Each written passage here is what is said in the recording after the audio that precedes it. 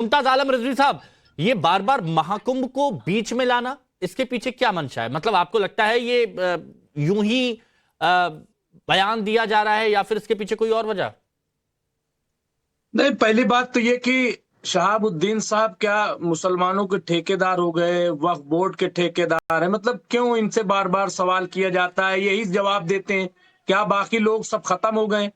अगर इनके पास कोई आया था तो आफ्ताब साहब हो चाहे मेहताब साहब हो, ये कहते कि साहब आप उत्तर प्रदेश जो सेंट्रल वक्फ बोर्ड है वहां जाए। नंबर एक बात। नंबर दो ये कि आप लोग भी पिल पड़े। भाई आप भी, आपकी क्या जिम्मेदारी है? जर्नलिस्ट जो है और ये जो मीडिया है, इसकी क्या जिम्मेदारी है कि वहां हकीकत पता करे? जाकर के वक्फ बोर्ड के जो चेयरमैन है उत्तर प्रदेश, उनसे जाकर के पूछे कि भाई क्या कोई ऐसी चीज है कि नहीं है? बस पिल पड़े, एक ने बयान दे दिया, आपको मिल गया एक बढ़िया मुद्दा, आप जो है उस पर डिबेट शुरू कर दी। अरे भाई रिजवी साहब, ये पिल पड़े, ये पिलाई और ये सारे शब्दों को आप अलग रखिए, इन तरह के शब्दों का इस्तेमाल मत करिए, लेकिन ये बात जनता के सामने पहुंचानी बहुत जरूरी है। उसकी बात सुनिए रिजवी साहब, सुनिए हिमांशु जी, रिजवी साहब, एक सुनिए। नहीं सुनिए, क्या जिम्मेदारी है? मैं बता रहा हूं ना क्या जिम्मेदारी है, मैं बता रहा हूं क्या जिम्मेदारी है। मेरी जिम्मेदारी की आप बात करते हैं, दिल पे हाथ रख के बताइएगा रिजवी साहब। अभी आपको मैंने सुना, मैं अब आपसे एक सवाल पूछता हूं, मैं अब आपसे एक सवाल पूछता हूं, सुन लीजिए ना। या सिर्फ बोलना आता है, सुनना नहीं आता आपको? नहीं, अभी तो शुरुआत। सुनना आता है ना आपको? सुनना आता है तो एक बात सुन लीजिए, बस एक बात सुन लीजिए। आप हमें हमारी जिम्मेदारी बता रहे हैं, ये क्या आपने, क्या आप सुनेंगे मेरी बात? उत्तर प्रदेश आप सुनेंगे मेरी बात या सुनना नहीं आता? धैर्य नहीं है आप में, क्षमता नहीं है, क्षमता नहीं है आप में, आप में क्षमता नहीं है। आपको एक मिनट, अब मैं चाहता हूं रिजवी साहब सुनिएगा, मुमताज आलम रिजवी साहब सुनिएगा। आप ये बोल रहे हैं कि हमारी जिम्मेदारी क्या है? हमारी जिम्मेदारी है खबर दिखाना, और आप लोगों की जिम्मेदारी क्या है जो आप ठेकेदार बने हैं मुस्लिमों के? क्या जिम्मेदारी है आपकी? मुस्लिमों को भड़काया जाता है, मुस्लिमों से कहा जाता है कि ये चप्पल जोड़ने वाले मोची, ये सब लोग वहां पर नहीं जाएं, उनको भड़काया जाता है कि धर्मांतरण कराया जाएगा महाकुंभ में, ये आप भड़काते हैं। ऐसे आपकी जिम्मेदारी क्या है? पहली बार वहां पे नहीं हो रहा है कुंभ। अरे तो आपकी जिम्मेदारी क्या है?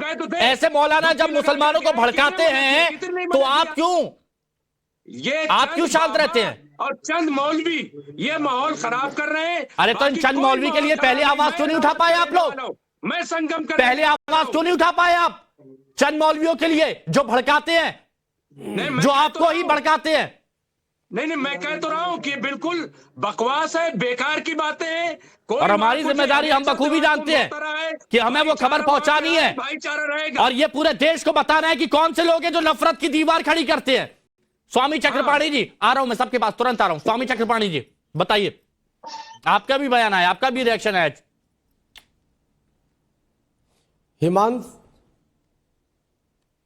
हिमांशु जी देखिए, आज तक कोई भी हिंदू या हिंदू संगठन इनके पवित्र हज यात्रा पे कभी टिप्पणी नहीं करता। उसको कोई मतलब नहीं है कि इनकी यात्रा में खलल किसी प्रकार से पड़े, कोई नहीं चाहता। लेकिन कितनी दुर्भाग्य की बात है कि 144 साल के बाद और 12 वर्षों के बाद लगने वाले इस महाकुंभ का आयोजन होने वाला है, जिसपे पूरी दुनिया की निगाह है, और उसमें खलल डालने का ये बार बार प्रयास कर रहे हैं। अभी हमारे मुमताज भाई जो टीवी चैनलों पे और मीडिया पे टिप्पणी कर रहे हैं, भाई कम से कम आपको शहाबुद्दीन और सत्तार भाई जो खलल डालने वाले प्राणी हैं या प्रयास कर रहे हैं, उनकी निंदा करनी चाहिए, उनकी भर्त्सना करना चाहिए, उन पे कार्रवाई की बात करना चाहिए। आखिर सद्भावना कैसी होगी भाई? सुन लीजिए, मेरी पहले बात सुनिए। आप बोल रहे थे, मैं मौन था। सवाल इस बात का है कि, अरे भाई सुनिए ना, आप बोल सवाल इस बात का है, चैनल तो आप मीडिया हमारे पास भी आते हैं, आपके पास आते हैं, लेकिन हमें सोच विचार, हमारे पास तो बुद्धि है, मीडिया तो कोई प्रश्न करेगी और आपको उत्तर तो संयम से देना है। क्या यही आपके दिल में है कि हमारा जी 55 एकड़ वहां जमीन है जी, महाकुंभ में धर्म परिवर्तन हो रहा है? तो इस तरह की जब, अरे भाई सुनिए मुमताज जी, जब इस तरह का कोई आपके हम विश्व भ्रमण करेगा तो मीडिया तो दिखाएगी ना कि देखो इनके दिल में क्या पल रहा है।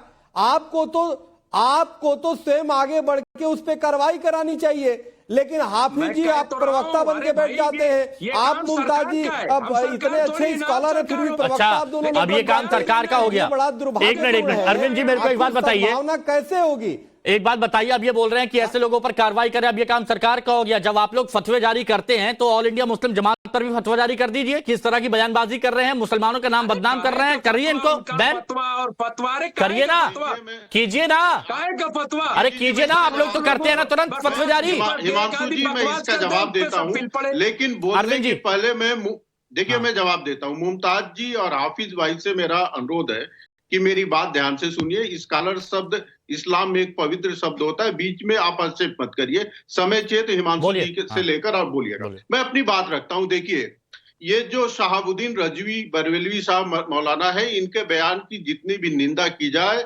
वो कम है। ये बयान बेहुदा बयान है, क्योंकि कुंभ का जो क्षेत्र है वह तब से हिंदुओं का है जब पवित्र इस्लाम का जन्म भी नहीं हुआ था और इनके आदरणीय मोहम्मद साहब के ऊपर आयतें भी नहीं आई थी, तब से वो हिंदुओं का है। इस तरह के बेहुदा बयान से बचना चाहिए।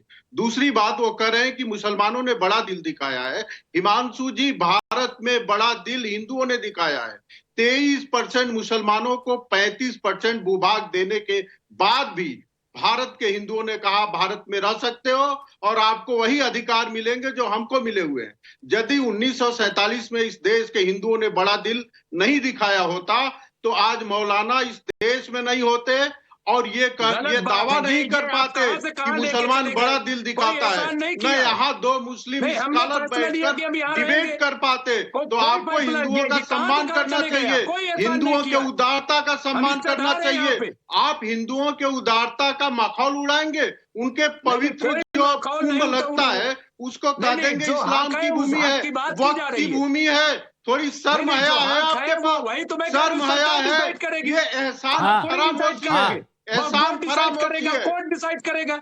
हाँ, अरे कोर्ट के आपके पास कोई दस्तावेज है? भाई हमारे सरकार डिसाइड करेगी ना, कोर्ट डिसाइड करेगा, बोर्ड डिसाइड करेगा। ठीक है, हम डिसाइड कर लेंगे क्या? ठीक है अरविंद जी, आपने अपनी बात रखी। प्रेम कुमार जी, आपका विश्लेषण क्या कहता है? आप वरिष्ठ पत्रकार हैं, राजनीतिक विश्लेषक हैं। प्रेम कुमार जी, आपका विश्लेषण क्या कहता है? क्यों आखिर जो शहाबुद्दीन रजवी बरेलवी हैं, बार बार इनकी सुई क्यों अटक रही है महाकुंभ पर? हर बयान इनका इसी से ही जुड़ा हुआ है। देखिए हिमांशु जी, मसले की जड़ में जाना चाहिए कि ये परस्पर विरोधी दोनों तरह के जो कट्टरपंथी तत्व दोनों तरफ हैं, वो माहौल को क्यों और कैसे खराब कर रहे हैं। महाकुंभ आज की बात तो है नहीं। शहाबुद्दीन पे आप बोल दीजिए, फिर दूसरे की भी आलोचना करिएगा। हाँ, आप गोल छोड़ के भागते क्यों हैं? आप इतने वरिष्ठ व्यक्ति हैं तो सुन तो लीजिए। पहले प्रेम जी को पहले कंप्लीट करने दीजिए। अरविंद जी, दोनों पक्ष को, अरविंद जी प्रेम कुमार जी को पहले कंप्लीट करने दीजिए। ठीक है अरविंद जी, पहले प्रेम जी को कंप्लीट करने दीजिए। हाँ अरविंद जी, मैंने बोल दिया, हाफिज साहब मैंने बोल दिया। प्रेम जी प्लीज बोलिए। देखिए, मैं कह रहा हूं कि दोनों तरह के जो कट्टरपंथी तत्व हैं वो इस माहौल को बिगाड़ रहे हैं। महाकुंभ आज से नहीं लग रहा है। वहां जिसकी जो भी आसपास की जमीन है, कुछ किसी व्यक्ति की होगी, किसी की होगी, सबकी होगी, लेकिन सब लोग महाकुंभ के समय इस बात को भूल जाते हैं और महाकुंभ के आयोजन को सक्सेस बनाने में सारे लोग लगे रहते हैं। ये परंपरा के हिसाब से चला है। और अब आज ऐसा क्यों नहीं हो रहा है? क्योंकि कुछ घटनाएं समांतर ढंग से घट रही हैं।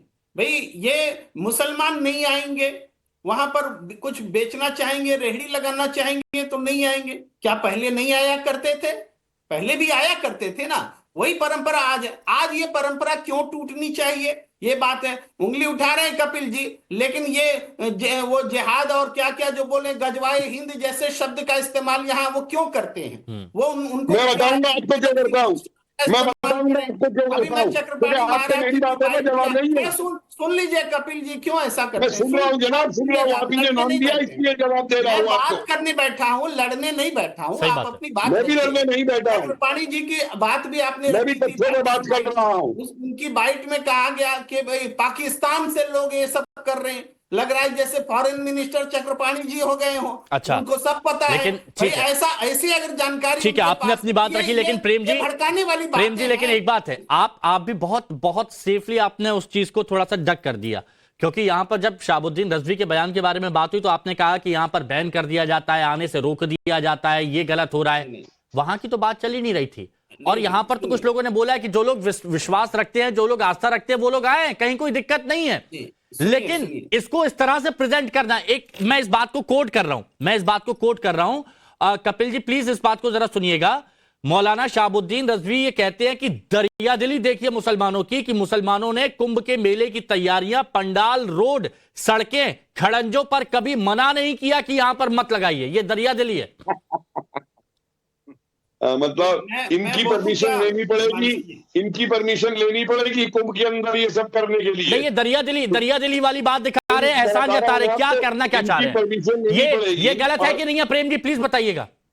देखिए दरिया दिल्ली की बात सब अपने अपने हिस्से की बोलते हैं कि हम अपना दरिया दिल है, दूसरा दरिया दिल बोलिए ना खुद को। अभी भी अरविंद जी बोल रहे थे, क्या दिक्कत है? हिंदू बोले कि हम दरिया दिल है, मुस्लिम बोले कि हम दरिया दिल है, इसमें विरोध क्यों होना चाहिए? दरिया दिली ही तो देश को चाहिए, इसलिए हम इस बात का कोई विरोध नहीं करते। आप दूसरे को तंग दिली मत बोलिए, ये जरूर हम बोल